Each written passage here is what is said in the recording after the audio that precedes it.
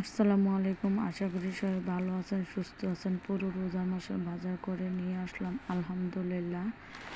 যেন 30টা রোজা রাখতে পারি। আল্লাহ যেন শরীর স্বাস্থ্য ভালো রাখে। সবার জন্য দোয়া করি, আপনারাও আমার জন্য দোয়া করবেন।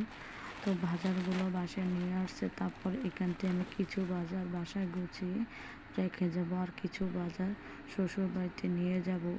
ওইখানে রৌদ্র পাওয়া যায়। তারপর সব কিছু গরম মশলা সব কিছু ধুয়ে শুকিয়ে তারপর শ্বশুর বাড়ি থেকে নিয়ে আসবো। তো আমি এখানে শ্বশুর বাড়ি এসে তারপর সব কিছু নিয়ে নিয়েছি, ধনিয়া, জিরা, রাঁধুনি, তারপর আরও অনেক মশলা আছে। সব কিছু ধুয়ে তারপর রোদ্রে শুকাতে দিয়ে দিয়েছি। এইভাবে করে শুকিয়ে তারপর ব্লেন্ডারে ভেঙে গুঁড়ো করে নিলে রমজান মাসে কষ্ট কম হয়, আর বেশি কষ্ট হয় না রোজা রেখে কাজ করতে।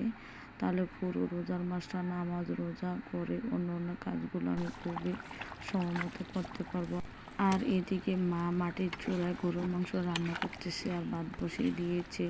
আর এখানে ডাল, ছোলা, তারপর আদা কুচি, রসুন কুচি, শুকনো মরিচ সব কিছু রৌদ্র দিয়েছি, আর দেশি লাল চিরাটো রৌদ্রে দিয়ে দিয়েছি। আর এদিকে আদা কুচি, রসুন কুচি করে নিয়েছি, ব্লেন্ড করে নেব।